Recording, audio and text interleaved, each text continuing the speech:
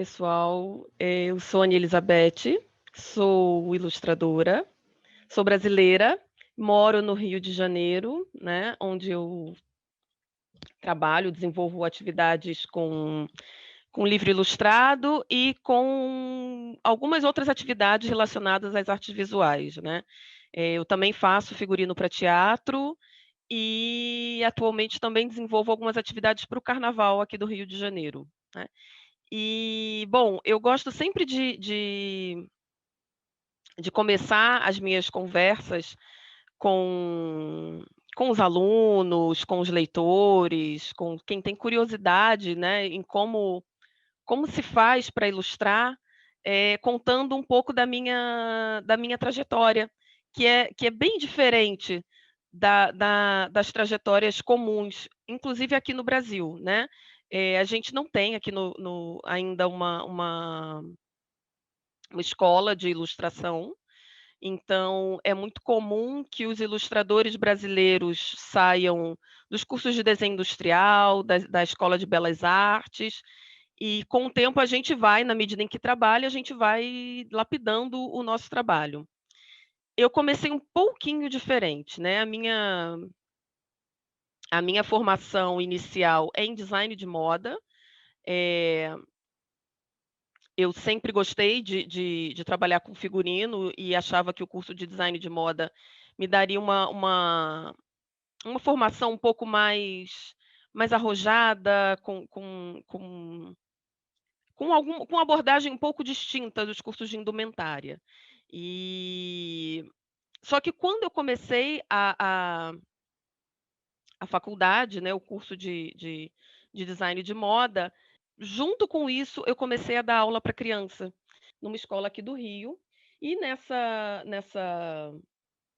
escola tinha uma sala de leitura que era sensacional, que era um encanto, e era dessa sala de leitura que todos os projetos para todas as turmas, eh, saíam, né, era dessa sala de leitura que tudo era emanado.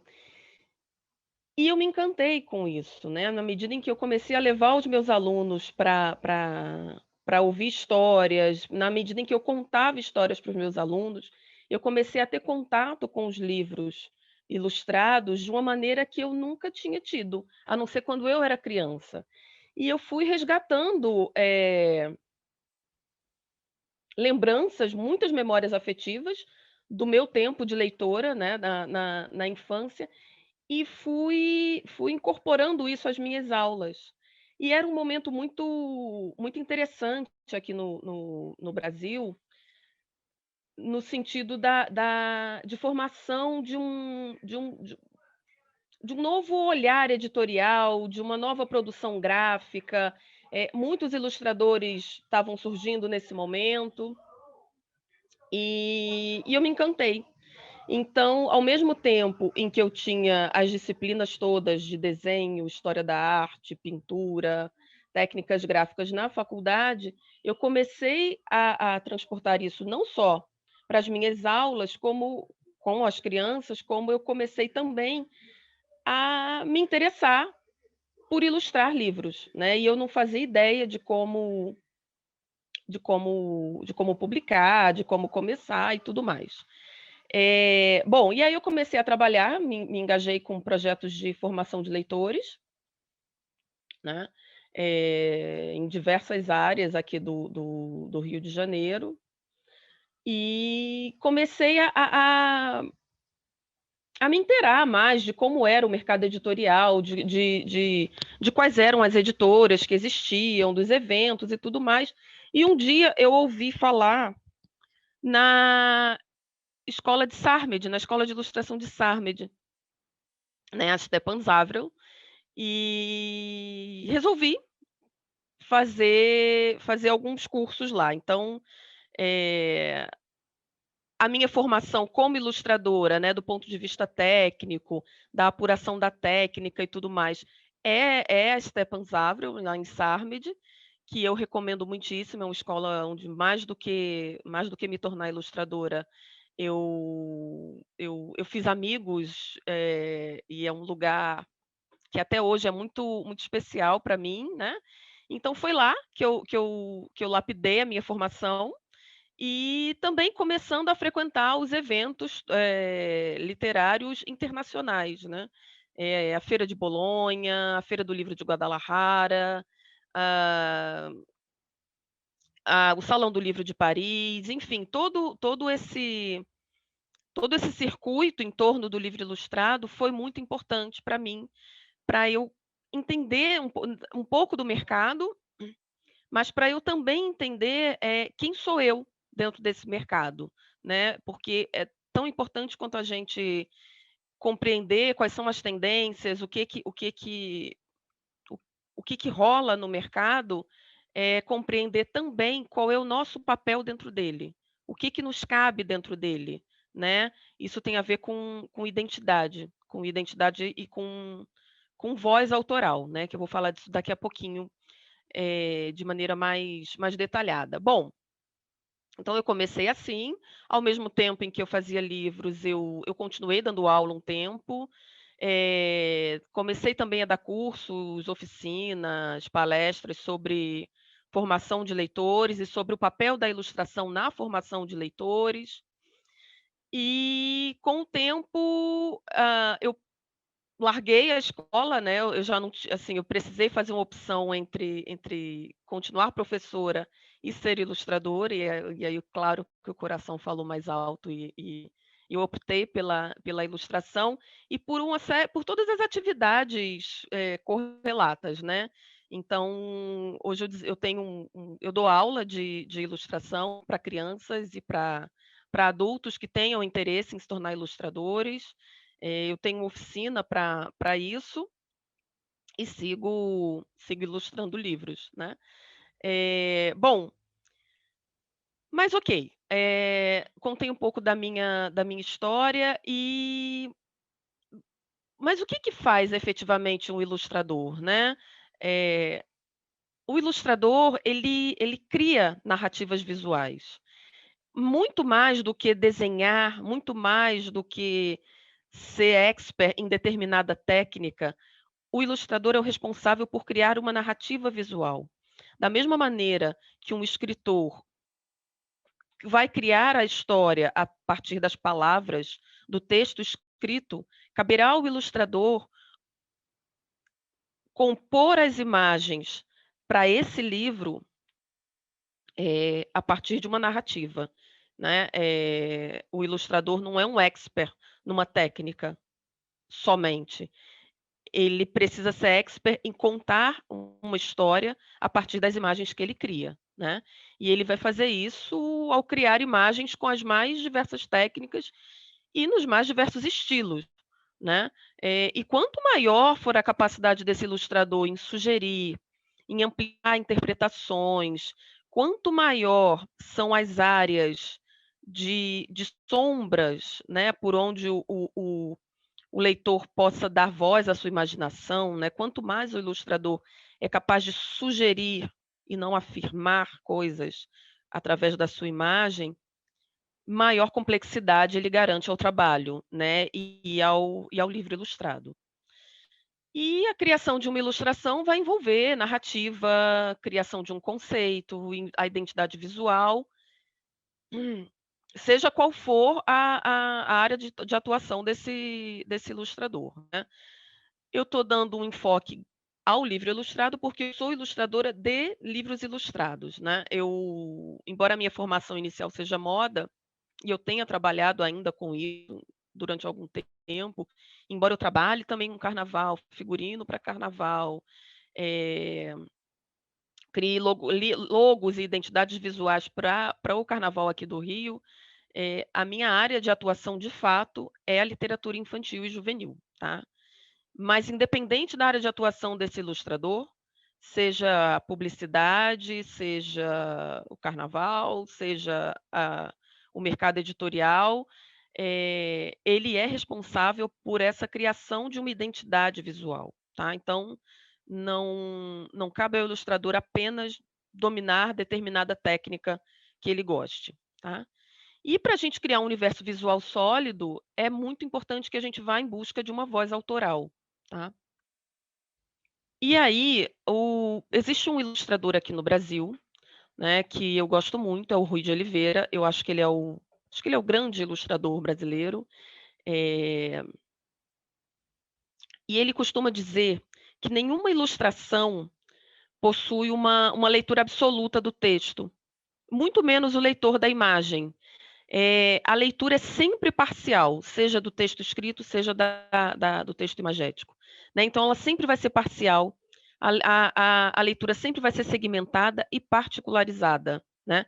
A gente vê aquilo que a gente espera ver ou aquilo que a gente consegue ver a partir da nossa própria formação leitora, tá.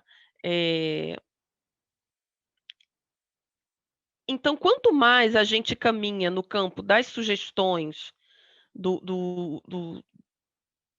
na construção de uma narrativa visual, quanto mais a gente oferece liberdade para esse leitor interpretar e estabelecer relações com essa imagem, e dessa imagem com o texto, mais interessante essa ilustração se torna, mais complexa ela se torna, né.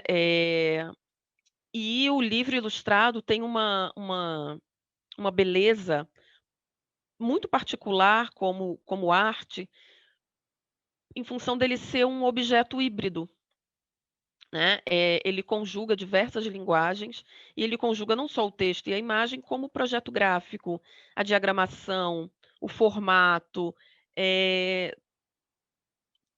Todos esses elementos caminham juntos no sentido de possibilitar diferentes leituras a esse leitor, e diferentes leituras em diferentes momentos da vida desse leitor. E isso é muito potente, né, para esse objeto enquanto um objeto artístico, certo? E aí, gente, a gente entra na questão do estilo. Eh, Estilo não é você definir se você prefere ilustrar com aquarela, com lápis de cor, se você prefere colagem ou técnica mista, se você usa guache ou acrílica. Estilo tem a ver com um discurso próprio, né, com um discurso que é pessoal e que é intransferível, né. Estilo tem a ver com as histórias que vivem dentro de nós e com as histórias que a gente deseja mostrar ao mundo, tá.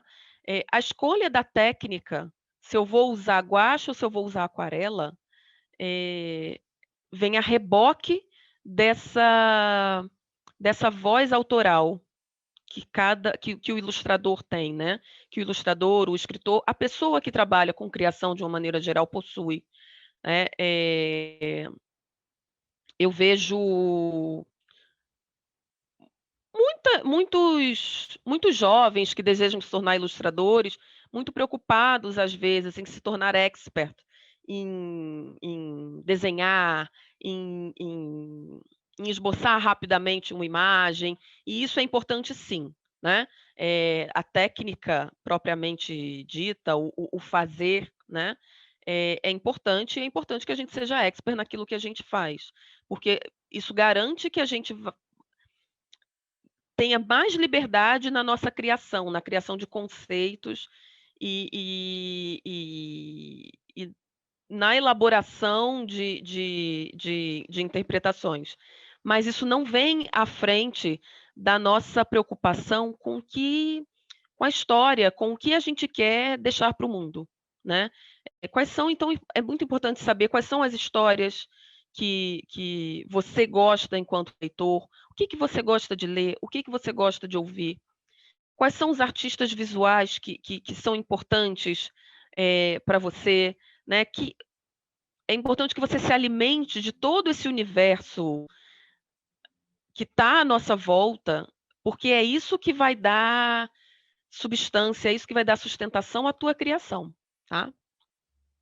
Bom, e um objeto que me ajuda muito, né, quando eu penso assim, se eu tiver que pensar numa em coisas que são importantes na minha rotina de trabalho. Hã, Sempre ter uma rotina, isso é fundamental, certo? A gente, às vezes, se se engana um pouco de achar que um artista trabalha em função da sua inspiração, né? E isso não é bem verdade. A inspiração existe na medida em que a gente trabalha para que ela exista, né? Então, uma rotina de trabalho diária é fundamental, né?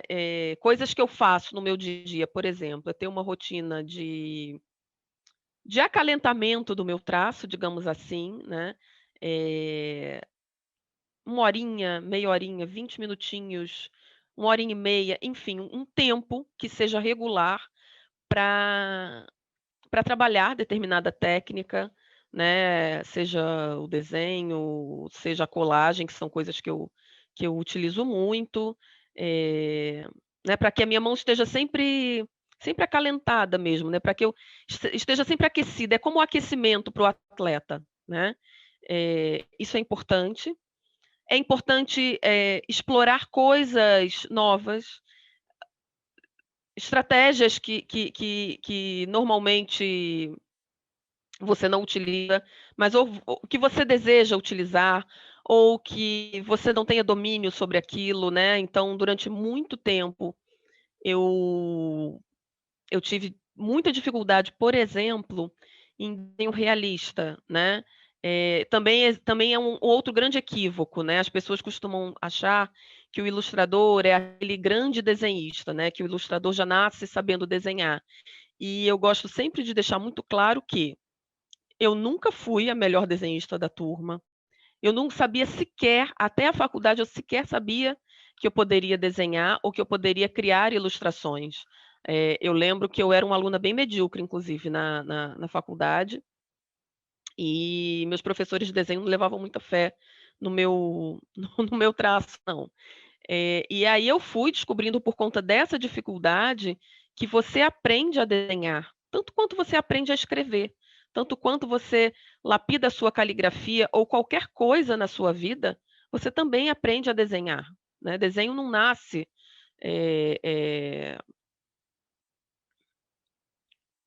pronto na vida de uma pessoa, né?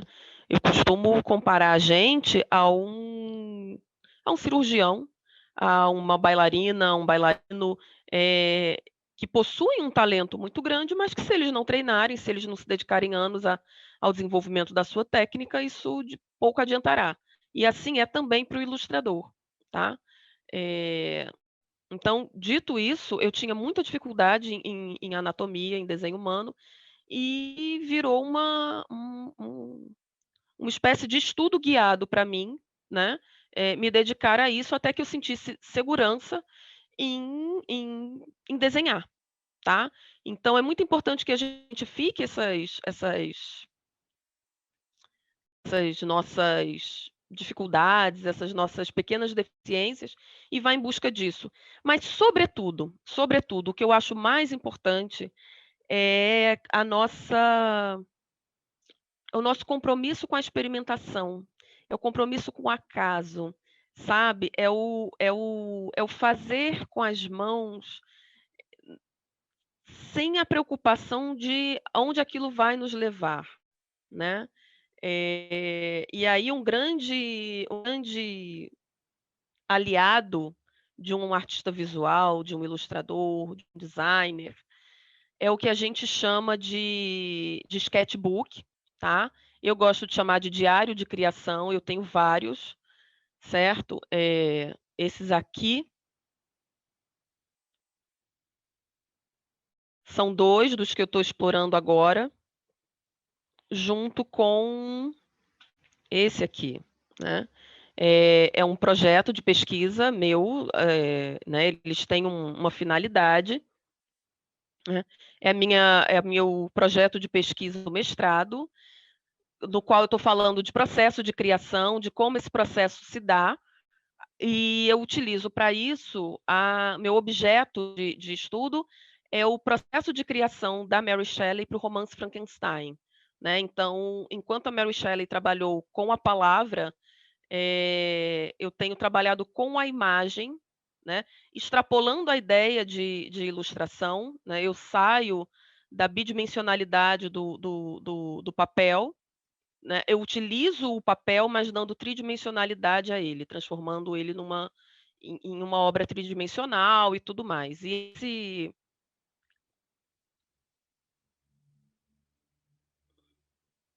nesse diário de criação, que é como eu gosto de chamar, é onde eu vou explorando técnicas aleatórias, né? Então, aqui tem criação de textura com tinta óleo, com tinta acrílica,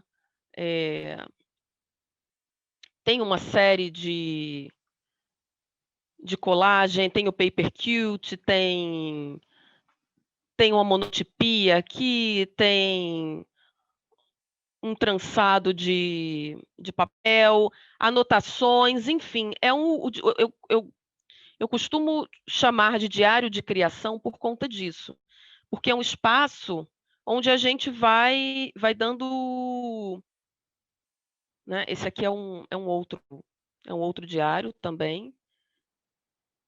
É um diário onde a gente vai dando asas mesmo aos nossos processos criativos, né? E vai exercitando a nossa intuição, né? Vai exercitando não só a desenvoltura do traço e da técnica e tudo mais, mas é onde a gente vai fazendo anotações de coisas que podem ser interessantes,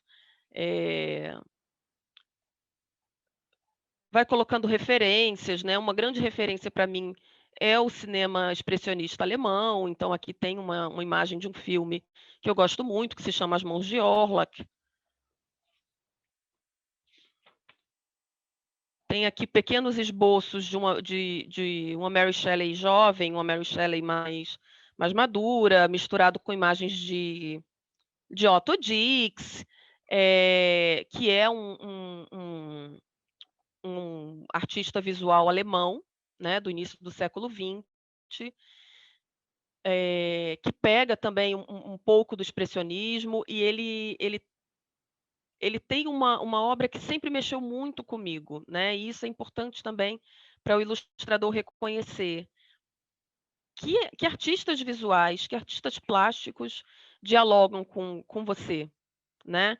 E a resposta precisa ser muito intuitiva, ela não é o diálogo objetivo, necessariamente, né? Só depois é que eu fui saber que o Otto Dix trabalhava com monotipia, com litografia, com colagem, que são coisas que eu gosto muito. Não era isso, era o que no discurso interno dele dialogava com o meu discurso interno. Então, ele acabou se tornando um artista que eu pesquiso bastante, de quem eu gosto muito, enfim, e que interfere muito no meu trabalho, né? Então, muito mais do que a gente ficar observando o trabalho de outros ilustradores, eu acho que decisivo para o linear de uma voz autoral nossa é buscar em outras linguagens artísticas aquilo que pode ser interessante para a gente, né? E experimentar, gente. Eu vou mostrar para vocês aqui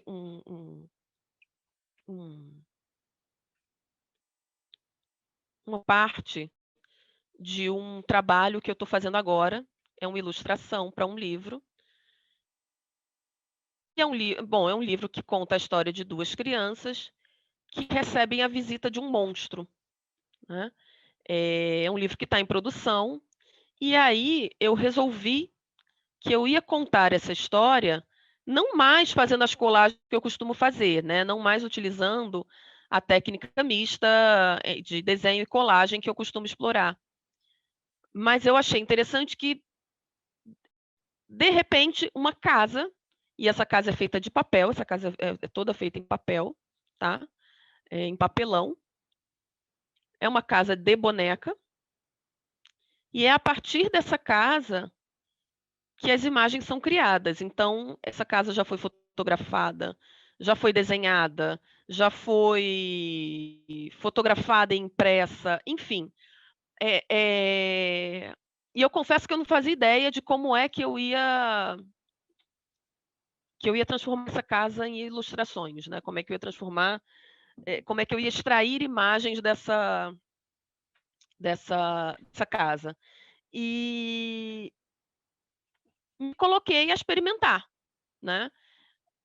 É um processo muito mais delicado, porque é mais complexo, demora mais tempo para ficar pronto, até porque é um experimentar de técnica, é um fazer das mãos que requer uma margem para o ensaio e para o erro, para testar caminhos diferentes,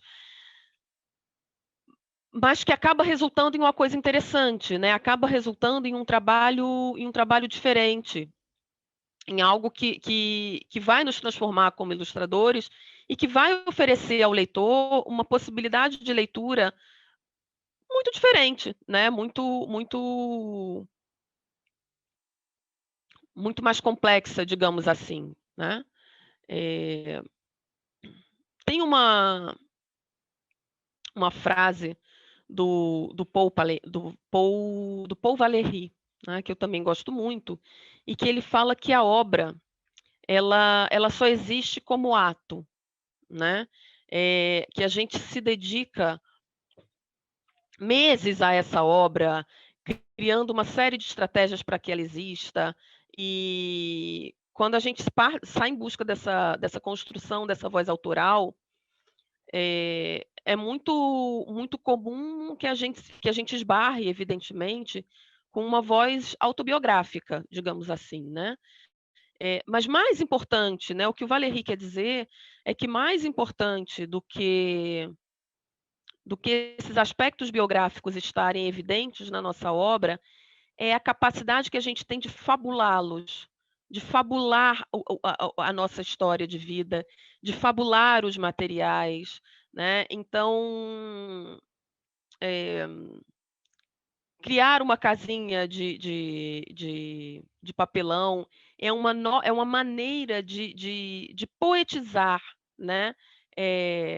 Essa ilustração, de poetizar no sentido de poética mesmo, e assim, eu vou no sentido de fazer, né? De se relacionar de uma maneira diferente com a ilustração. A minha ilustração é basicamente feita em papel, né? Eu não sou uma grande admiradora das artes digitais, né? Acho lindo quem faz, mas não é a minha de fato. Eu gosto do contato do papel, eu gosto do trabalhar a materialidade do papel, de pegar um papel em branco, simples, que é só um papel, e transformá-lo numa casa, transformá-lo num vestido, transformá-lo em uma série de coisas a partir de experimentações e de brincadeiras, né? Eu acho que o grande barato do ilustrador é essa capacidade que ele tem de brincar, né? Porque se ele não brinca, se ele se ele não se diverte com a sua obra, algo precisa acontecer ali para que ele passe a se divertir com a sua obra, para que ele passe a se relacionar e dar significado a essa obra, tá? Que mais que eu tenho? Bom, e com essa coisa da concretude do papel, de fato, do labor das mãos, né, da exploração da técnica com as mãos, eu tenho uma relação muito concreta com cada livro que eu faço, né? E, por exemplo, uma coisa que para mim é fundamental quando eu começo a ilustrar um livro é criar esse protótipo, que aqui está super pequenininho, né? Mas ele nada mais é do que uma miniatura do livro. Então, aqui eu faço toda a, a diagramação dele, eu divido o texto, e é a partir daqui, né, desse pequeno objeto, é que eu começo a me relacionar com o livro que eu estou criando. Aqui a gente define o número de páginas, o formato, né? Essa miniatura está em escala, né? Então esse livro tem exatamente esse formato, só que maior, né?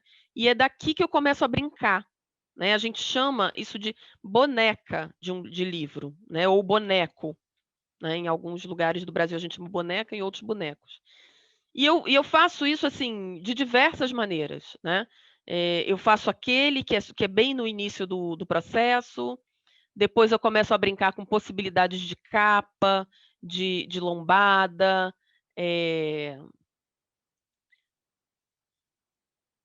porque eu preciso sentir esse livro nas mãos, eu preciso sentir essa concretude, né? Então, esse aqui foi um projeto que eu fiz, chama-se Coleção Primeira Infância, é uma coleção autoral, eu fiz texto e imagem, e aí eu precisava saber, né, se eu faria com esse tamanho ou com esse tamanho aqui, né? Então, todo o meu processo é absolutamente manual. Eu preciso disso para ir me adonando desse processo de criação. E uma outra coisa que para mim é fundamental, eu trabalho normalmente com colagem, né? E a partir dessa colagem eu vou ampliando isso, né, para uma técnica mista, com diversos outros elementos. Eu costumo trabalhar com tinta acrílica ou tinta a óleo, né? Atualmente eu confesso que eu estou explorando muito essa coisa da tinta a óleo, voltando para a monotipia, voltando para gravura, para litogravura, tem me feito muito bem. E o primeiro passo do meu processo de trabalho é o que a gente vai fazer agora, é criar texturas, tá? Então, eu vou fazer aqui um exercício rápido com materiais que eu gosto de trabalhar, que eu normalmente trabalho, que são materiais muito simples, né? E que me permitem uma dose de, de improvisação, né? E de exploração da intuição que me fazem muito bem, tá? Eu trabalho normalmente com acrílica ou com essa tinta, que é uma tinta, é tinta de parede, né? Só que a gente encontra em potes pequenininhos, em papelaria e tudo mais. Para a criação dessas texturas, eu gosto de trabalhar com um rolinho de espuma, certo? Para ser bem sincera, quanto mais velho estiver o rolinho, melhor ele fica. Quanto mais a espuma dele tiver gasta, mais eu gosto dele, tá? Esse que tá mais novinho e ele dá uma outra textura, mas são são 2 instrumentos que eu gosto muito de explorar. Além deles,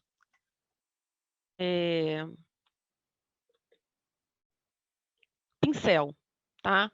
Mas é esse pincel largo, já meio gasto, é aquele pincel que a gente normalmente coloca para escanteio, né, no ateliê, né? Ele já está meio endurecido, meio maltratado, enfim. É desse pincel largo, e o mais ordinário possível que eu gosto.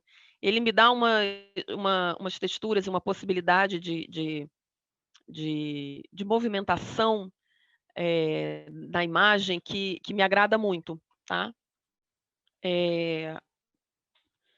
Eu trabalho normalmente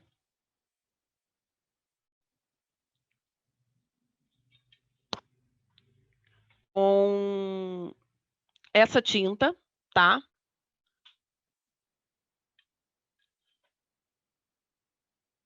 Essa tinta é aquela que que eu mostrei para vocês anteriormente, tá? Essa aqui é a tinta de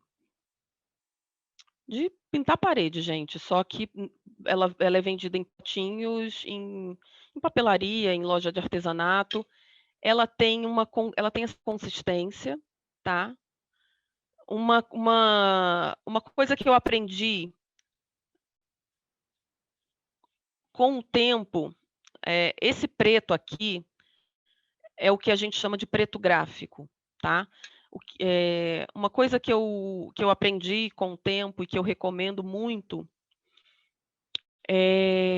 porque isso ajuda a gente a afinar a técnica, afinar a cartela de cor, harmonizar a nossa imagem.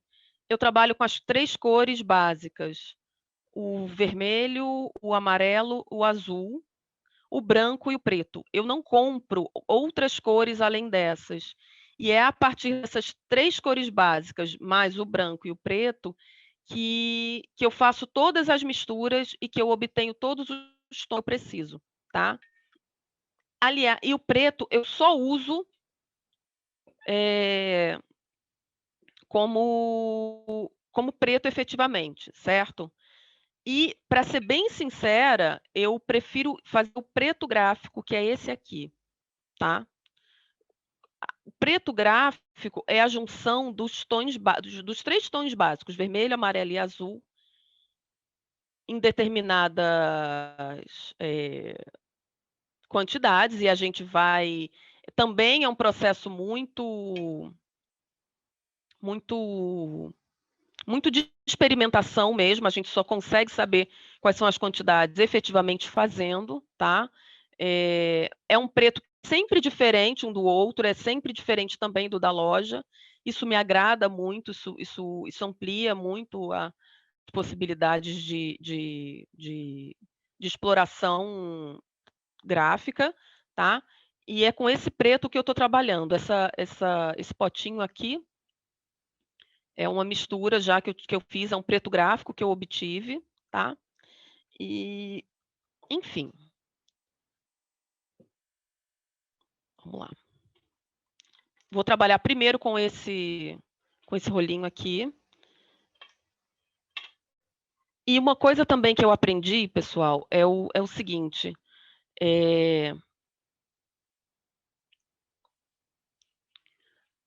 Esse momento de criar texturas é o momento inicial do meu trabalho. Às vezes eu não sei nem qual é a história que vai ser criada, né? Se for um trabalho mais autoral, mas esse brincar de texturizar um papel com rolinho, né? Colocando mais tinta, como eu fiz aqui, ou colocando menos tinta, né? Como eu estou fazendo aqui, menos pressão na mão, brincando com isso, brincando com a largura dos gestos, né? Aqui a gente não tem um espaço, mas o ideal é fazer isso com um papel enorme, né? Com a folha de tamanho A3, tamanho A2, para que o braço possa se movimentar com liberdade. Isso vai nos dando uma certa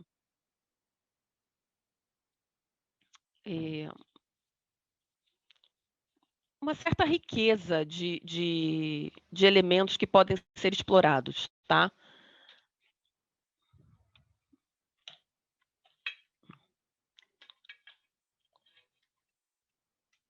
Vou agora experimentar esse outro rolinho, porque ele vai me dar uma outra textura já completamente diferente. E aí esse aqui é o momento inicial. Às vezes eu preciso ter alguma ideia e às vezes não é nem para livro. Eu começo a brincar de texturizar papel, fazendo, enfim, movimentos diversos.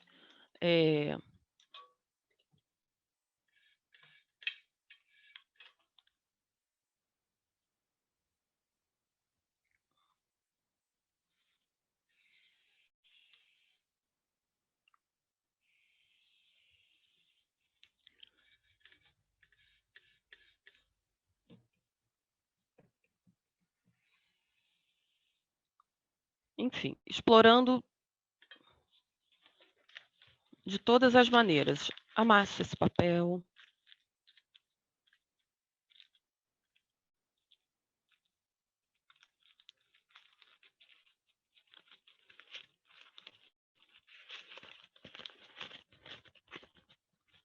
Abro esse papel.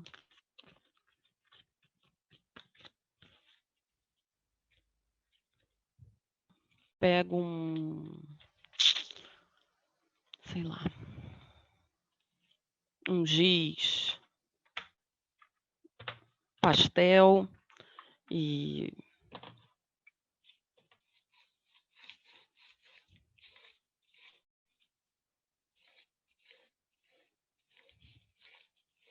acrescento um azul nesse fundo meio negro.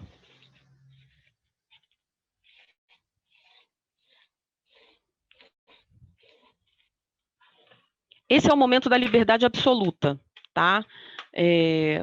Posso trabalhar com carimbo, posso trabalhar com stencil, que mais? Posso fazer... E aí, já que eu trabalhei com azul, a gente vem com a cor complementar, né? Posso fazer listras.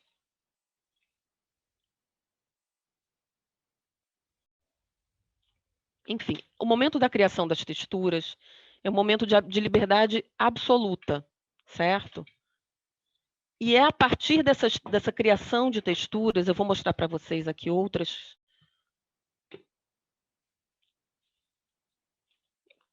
texturas. Tá vendo? Olha aqui.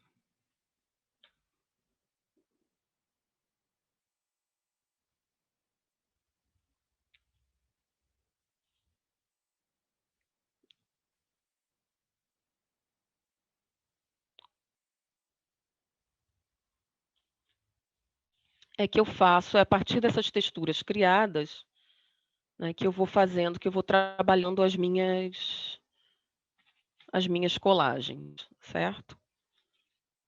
E muitas vezes, trabalhando com um simples rolinho, como eu fiz, né, como eu mostrei para vocês, que eu acabo criando determinadas imagens.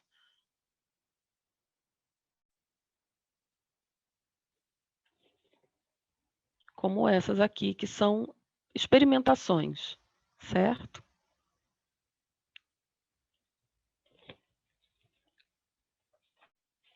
E eu posso fazer também, gente, a mesma coisa com a tinta óleo. A questão da tinta óleo tem só um cuidado que a gente tem que ter, tá? Esse é o meu azulejo, não precisa ser um azulejo, claro, mas o ideal é que seja um espaço muito plano, onde a gente possa trabalhar, tá? O meu já tem bastante tinta aqui, eu acabei desenhando uma florzinha e tudo mais. E a questão da tinta óleo é que ela demora a secar, né? Um tempo que a acrílica, por exemplo, não precisa. A tinta acrílica, a tinta de parede, elas secam quase que imediatamente. A tinta óleo vai precisar de um tempinho, certo? Eu utilizo esse rolo de borracha, tá? Ele é muito comum para quem trabalha com monotipia, com gravura, tá? O meu já está bem manchadinho. Ele é lá de Sarmed, eu trouxe ele de Sarmed. Eu fiz um curso com a Linda Wolfsgruber, de monotipia, que eu recomendo demais, tá? E quem me apresentou, né, a obra do Otto Dix, aliás, quem me apresentou, quem me revelou o meu amor e a minha admiração por Otto Dix foi um outro professor que eu também conheci em Sarmed, chamado Svetlan Junakovic. Ele é croata, né, mas ele dá muitos cursos na Itália, né, e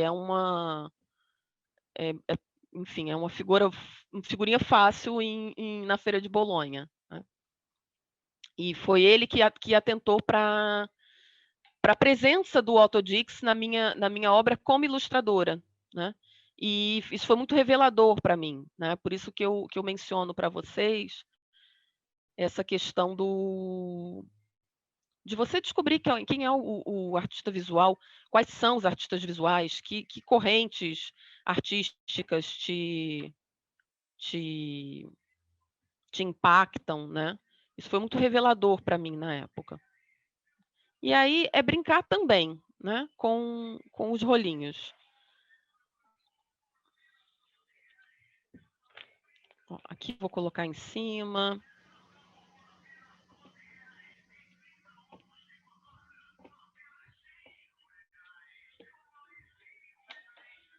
E aí eu já tenho um outro efeito. Né?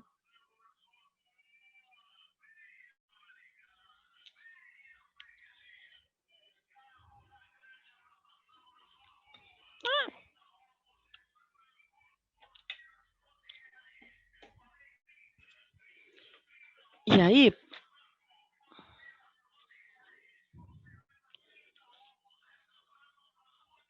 cadê?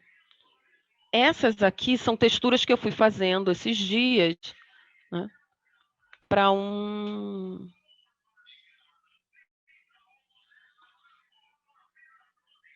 porque eu estava começando um trabalho e comecei a brincar com essas cores, comecei a brincar com vermelho, com amarelo, com o preto, o vermelho, o amarelo e o azul, e saturar isso até me dar um certo tom de negro, né? E eu adoro essas texturas, porque elas dão uma riqueza, né, para o nosso trabalho, elas dão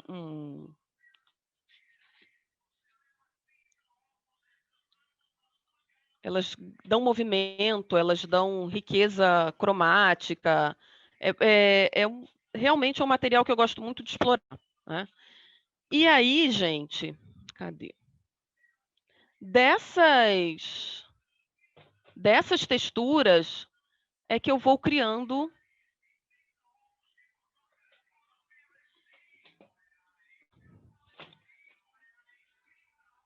as minhas imagens.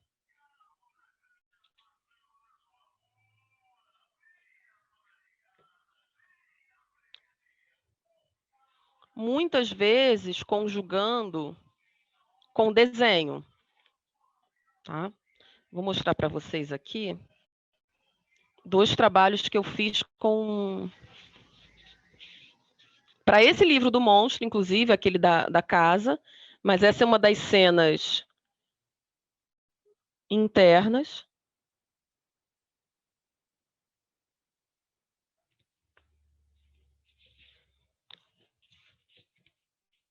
Essa também.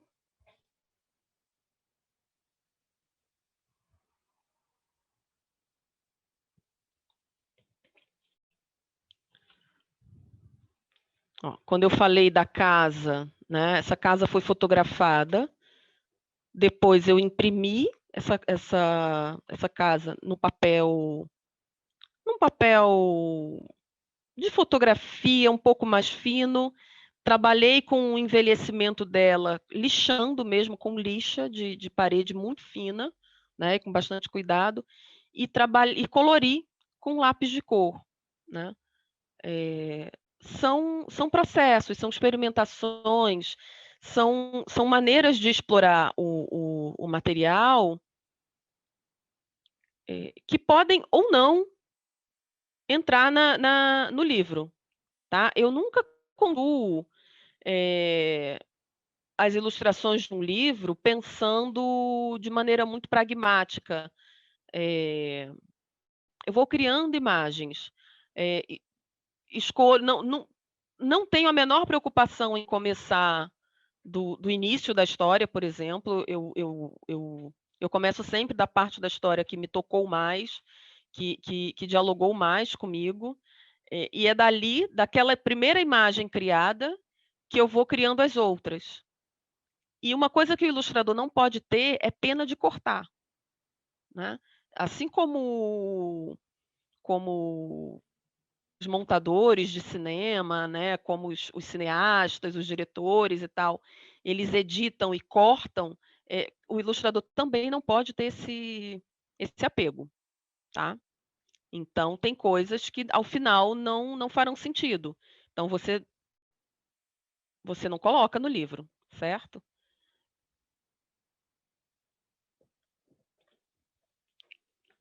E eu quero fazer com vocês, muito explorando essa coisa do brincar, né? Do se permitir brincar com a imagem.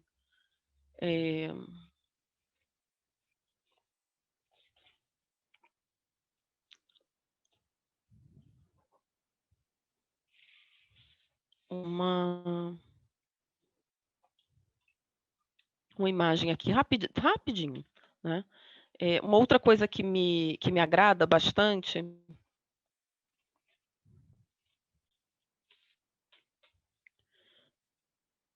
é o movimento do personagem, né? Eu sempre falo para os meus alunos para, quando estiverem andando na rua, olhem as pessoas em volta, né? Olhem para quem está passando. A gente vai ver pessoas muito altas, pessoas muito magras, pessoas com um tronco menor, com um tronco maior, pessoas alongadas, pessoas com pescoço, pessoas sem pescoço. A gente vai ver as mais diferentes combinações de estampa nas roupas.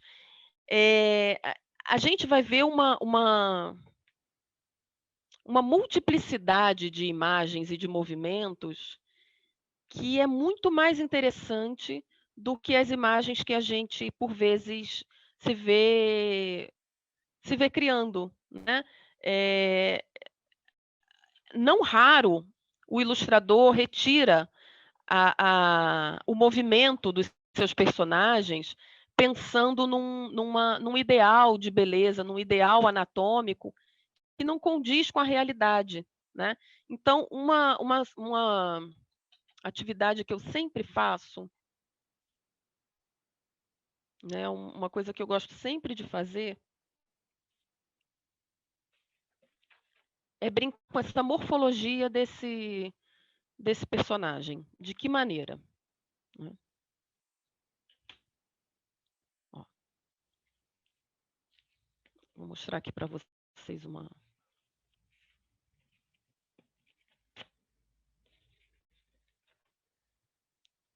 A gente tem esse rosto e a gente tem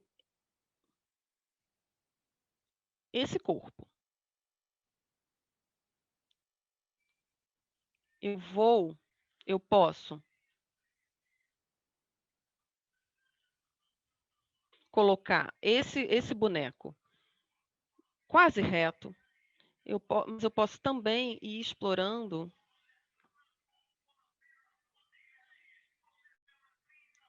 o movimento dele. Com um simples jogo de movimentar a cabeça dele. Tá? Vou fazer aqui com vocês.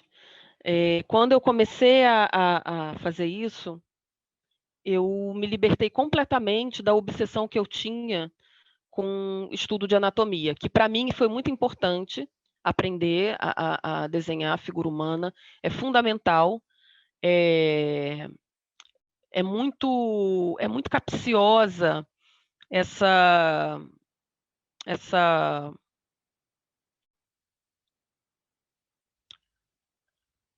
liberdade imagética que a gente percebe, né, nos livros.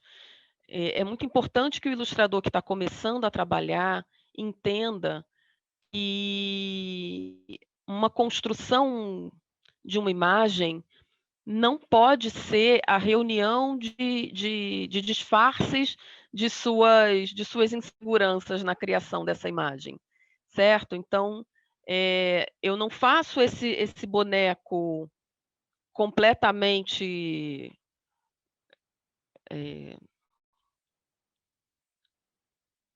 disforme do ponto de vista morfológico, porque eu não sei desenhar. Não é isso.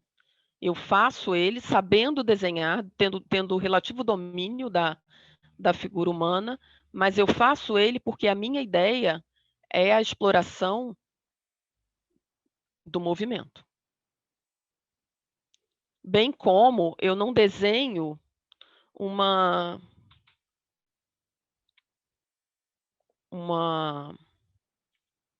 árvore estilizada, uma casa estilizada, ou eu não exploro silhueta porque eu não saiba desenhar. Eu sei desenhar. Mas, para contar uma história, talvez uma silhueta simplificada como essa seja muito mais eloquente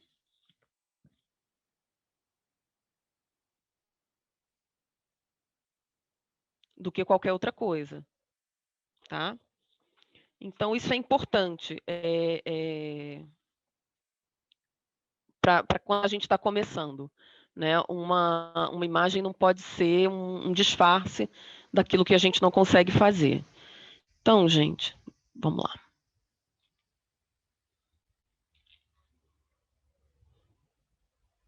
Vou desenhar aqui rapidamente um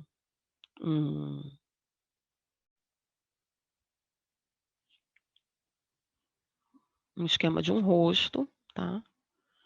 Ele está olhando mais para o lado.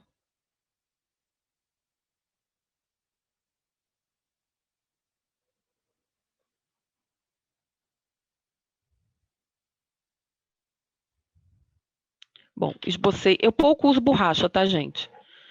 Uma outra coisa também que é libertadora é quando você sequer tem uma borracha perto, porque a borracha te induz ao erro. Apagar o tempo inteiro o desenho por conta de uma ou outra imperfeição que você imagina que o desenho tenha, isso engessa muito o nosso trabalho. Então, vamos lá. Vou explorar aqui as complementares, tá? Eu gosto dessa coisa do contraste. Então, vou arrematar aqui meu desenho com tons de amarelo e azul. E laranja e um roxinho aqui. Peraí, deixa eu pegar um roxinho. Tá? Para fazer ponta no lápis, eu uso um apontador, certo? Eu não uso mais estilete, eu aboli o estilete da minha vida, embora isso seja um sacrilégio para no universo das artes, mas eu gosto dessa ponta aqui que o apontador me dá. Confesso que eu tenho muita preguiça de ficar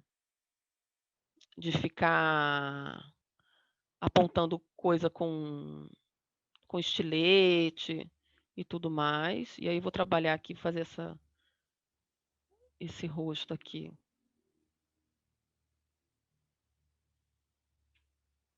Rapidamente, só para...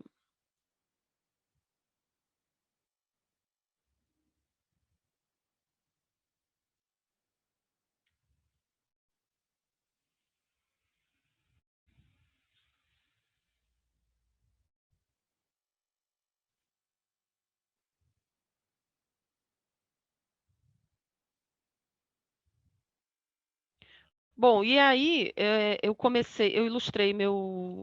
publiquei meu primeiro livro em 2008, 2007, na verdade, né? Foram 2 livros que saíram juntos, né? São 2 livros que rapidamente saíram de catálogo, porque a editora fechou, bem rapidinho, né? Eu tive a honra de ter o meu primeiro livro criado de um jeito muito particular, foi o Bambalalão, Senhor Capitão, que eu primeiro criei as ilustrações e depois é que a escritora Sandra Pina criou o texto em cima das imagens que eu havia criado. Isso não é um processo muito comum na criação de livros. E eu me considero muito sortuda de ter conseguido fazer isso no meu primeiro livro, né? E era um livro que eu explorava muito a colagem de um jeito muito mais orgânico, de um jeito muito intuitivo mesmo, porque, enfim, era a minha primeira experiência e quando a gente começa, né, por mais que a gente se prepare, eh, o começo de qualquer trabalho é muito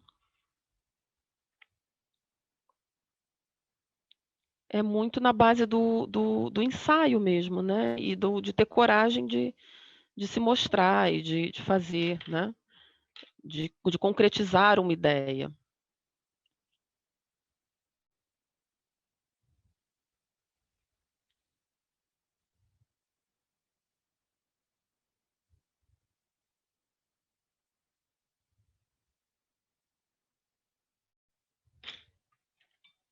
Bom, gente, tô fazendo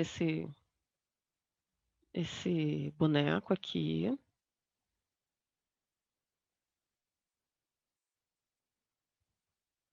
Tô trabalhando bastante o contraste dele. Uma coisa que eu gosto é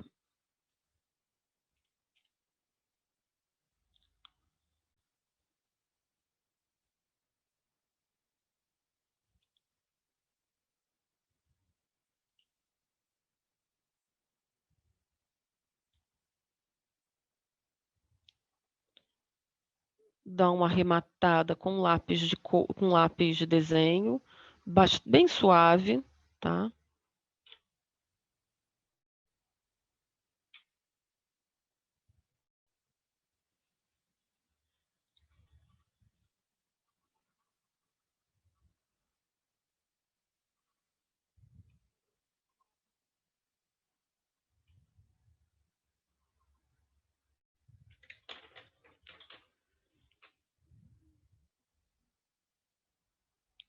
Tendo aqui a noção de que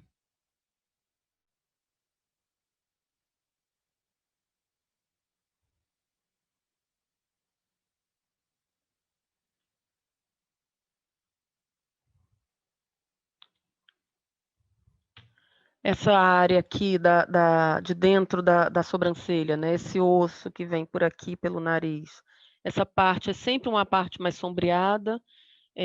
A gente tem luz aqui nas bochechas, então a gente vai trabalhando, explorando rapidamente esse jogo de claro e escuro.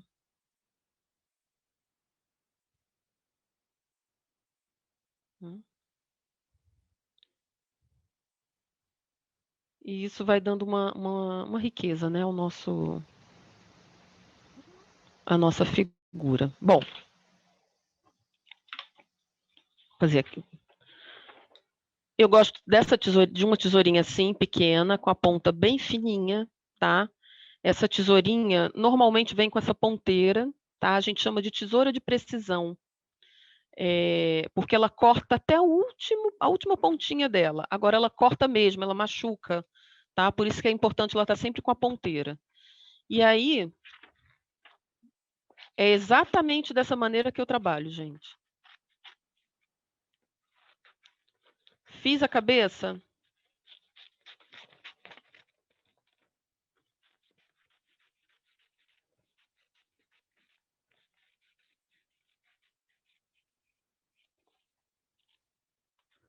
eu recorto, tá?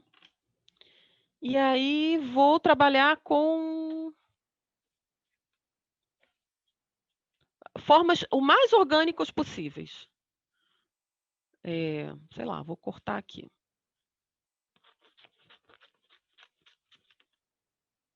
Tem um quadrado. Bom.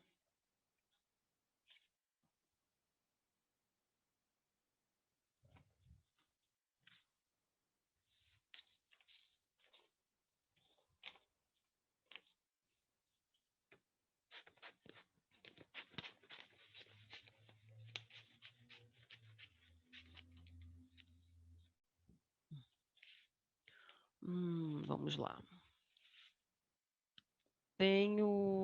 Vamos Vamos ver. O que eu posso pegar daqui para dar contraste. Aqui. Vou cortar...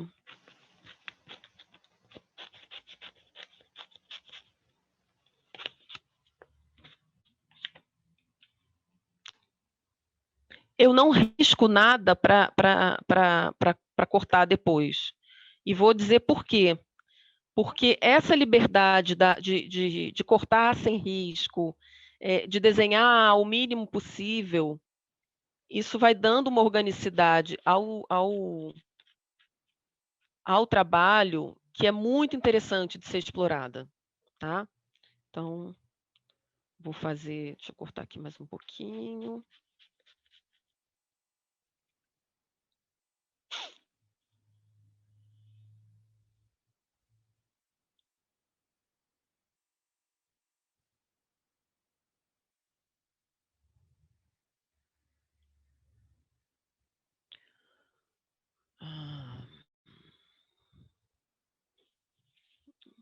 E aí agora eu estou trabalhando muito com os vermelhos e os pretos. Eu vou agora, para dar um contraste, aproveitando que eu tenho vermelho, eu vou usar um pouquinho desse verde aqui.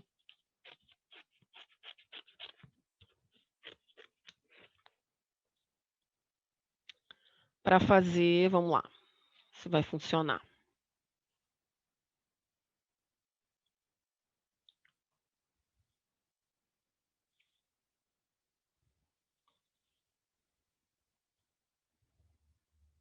As mangas. Ok. E aí,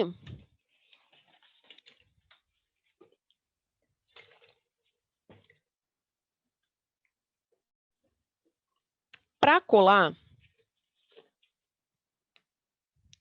eu gosto dessa cola transparente.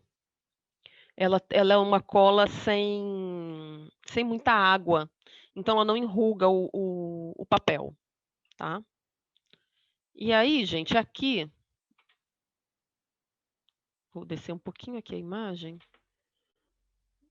Eu posso colocar esse personagem mais assim.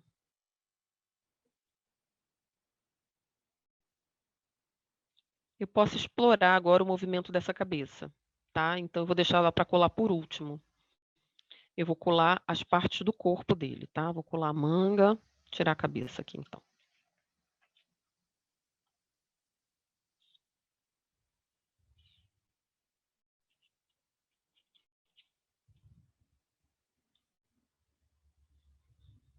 Colar outra manga. Lembrando que, como ele está levemente de perfil, o outro braço está por trás da camisa, não é isso? E aí, ainda quero dar um movimentinho aqui, ó.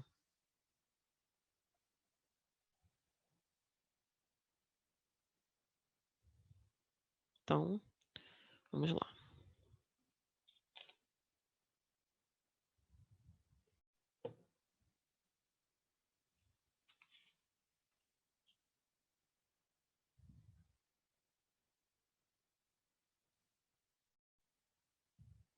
E aí eu posso...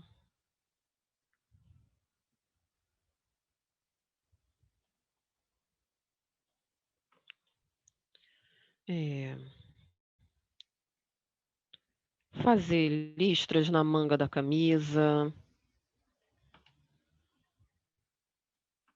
Né?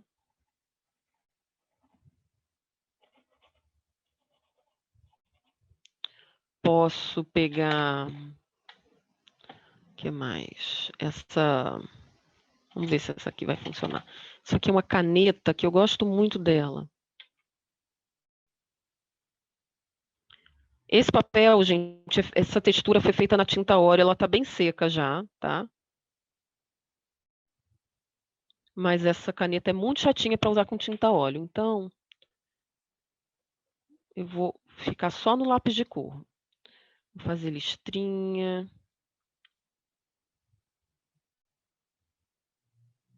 Mas vou lembrar do seguinte.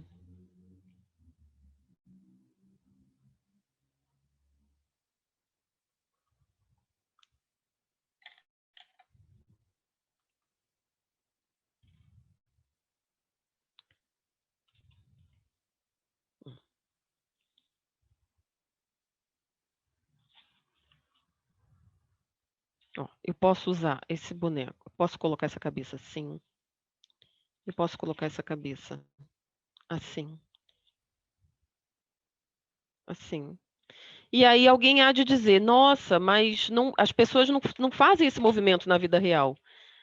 Sim, mas o que a gente está criando aqui é uma narrativa visual, é uma fabulação, é uma ficção, é uma brincadeira, tá. Então, a gente precisa ter muito isso em mente quando a gente vai criar uma ilustração, né. A gente pode aqui subverter as lógicas,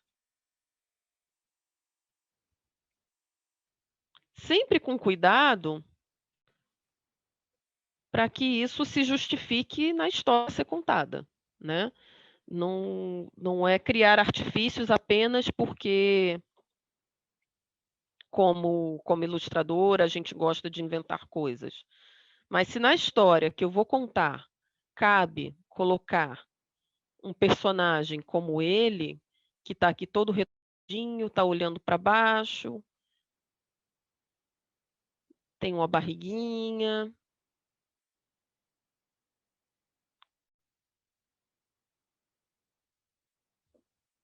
tá.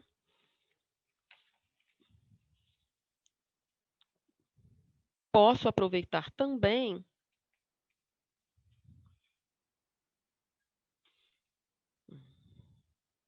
essa é mais ou menos a lógica que eu usei para criar, inclusive, esses personagens aqui.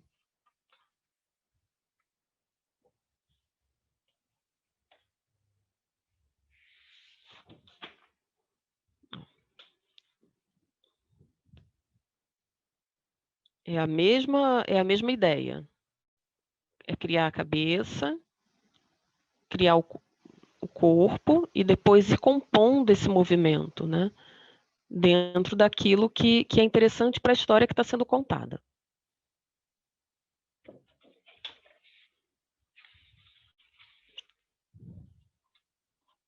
Agora,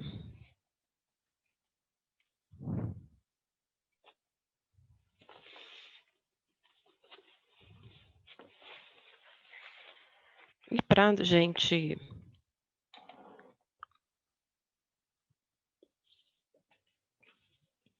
finalizar aqui a nossa oficina, uma outra coisa que eu gosto muito de fazer também,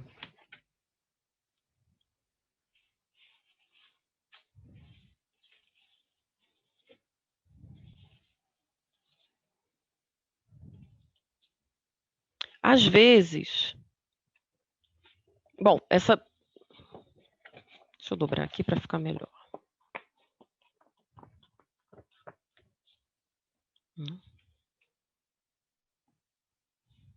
Vou trabalhar com ela assim.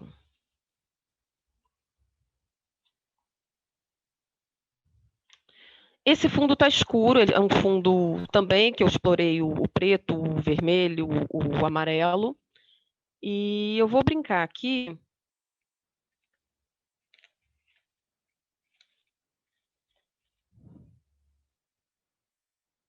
hã,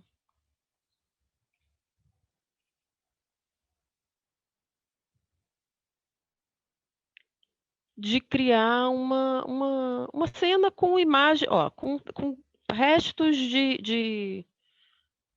com rebarbas, né, com pedacinhos, com sobras de de papel, tiras de papel, né. Se o fundo é escuro, para que eu tenha o contraste, eu vou tentar explorar na execução dos planos, né, no que está em primeiro plano, com tons mais claros, certo? Para que a gente consiga distinguir fundo de figura. E posso ainda aumentar aqui a minha.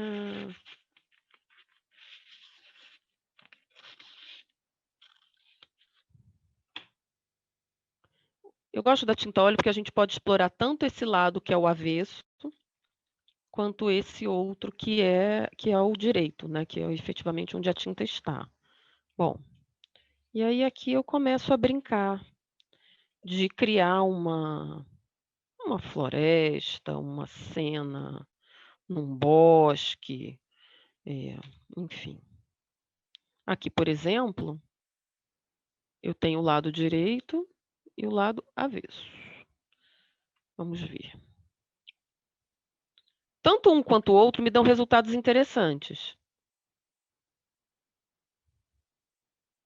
Tá? Mas resultados diferentes. E aí, como eu gosto dessa coisa do que é estranho, do que é insinuado, do que aparece, do que não aparece, né?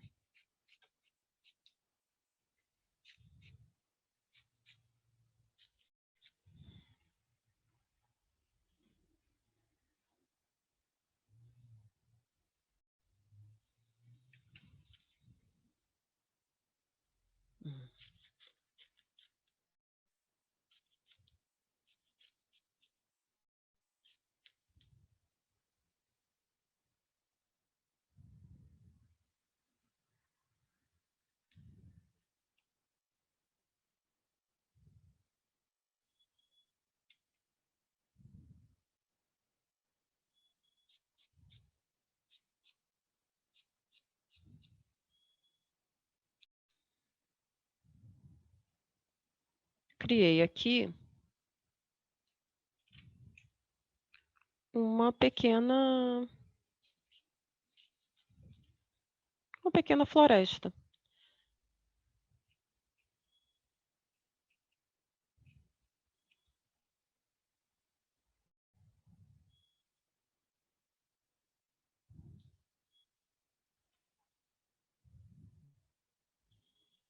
De galhos, de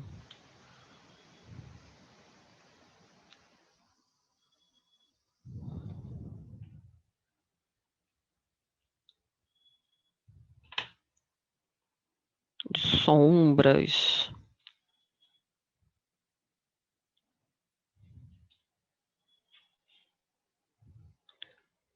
Quando a gente explora a materialidade, né, de uma matéria, né, de um material, de algo algo que a gente goste de trabalhar, a gente vai ganhando intimidade com esse material e tudo. E a gente como eu posso dizer? Vai se divertindo com a brincadeira, né? Por exemplo, aqui, se eu coloco essa imagem, se eu coloco esse galho escuro, não vai me render muita coisa, mas se eu coloco ele aqui assim, ó, branquinho, ele já contrastou. Bom.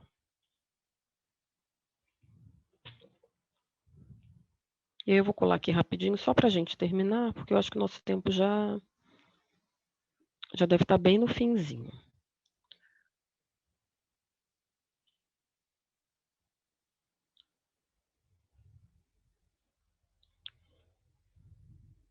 E uma coisa que me agrada muito, e eu já falei isso hoje aqui, é essa brincadeira de exploração do acaso, né? De observar aquilo que o material me possibilita, né? De eu me relacionar com ele sem pretensões, sem muitas ideias pré-estabelecidas. Opa. Normalmente, quando a gente se permite experimentar e brincar com um material, né, a gente acaba se surpreendendo e tendo resultados mais interessantes do que quando a gente tem muitas pretensões com ele, né.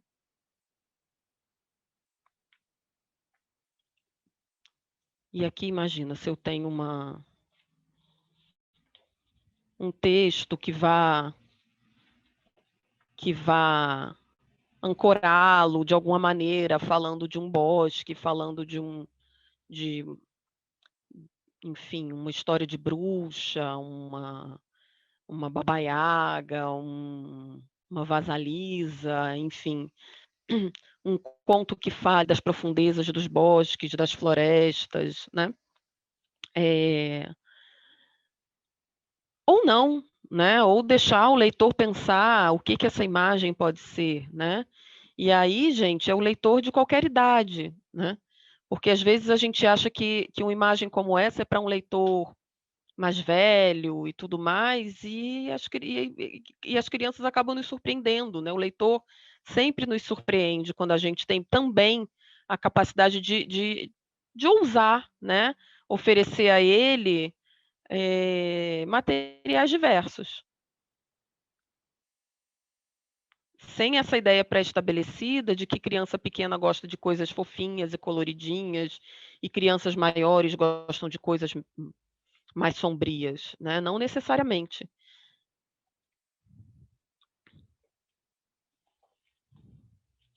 E foi exatamente assim, com essa ideia, que eu criei essa imagem. Ela era só um treino, ela era só um aquecimento para as minhas mãos, e acabou sendo uma das imagens carro-chefe da história, né. E nessa história, tem tanto essa imagem, quanto a imagem da casa, que eu já mostrei para vocês. Então, é um explorar de técnicas, é um explorar de caminhos, que tem como fio condutor o papel, né, o quanto eu gosto de explorar esse material chamado papel, e o quanto eu não abro mão, cada vez mais no meu trabalho, dessa ludicidade das das experimentações, tá. E é isso, pessoal, nossa oficina foi curtinha, 1 horinha de duração, eh, é uma oficina que faz parte de um evento como a Feira de Bolonha, que já me deu tantas coisas, já me possibilitou tantas descobertas e tanto crescimento e na feira eu conheci um mundo inteiro novo, né, de pessoas e de possibilidades e de caminhos a serem seguidos, e eu espero que, mesmo virtualmente, seja um evento lindo como sempre é, e que a gente possa retornar aos encontros o mais rápido possível, que a próxima feira seja todo mundo se abraçando lá em Bolonha, tá bom?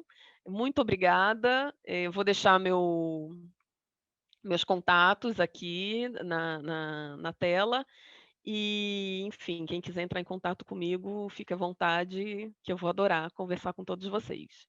Muito obrigada.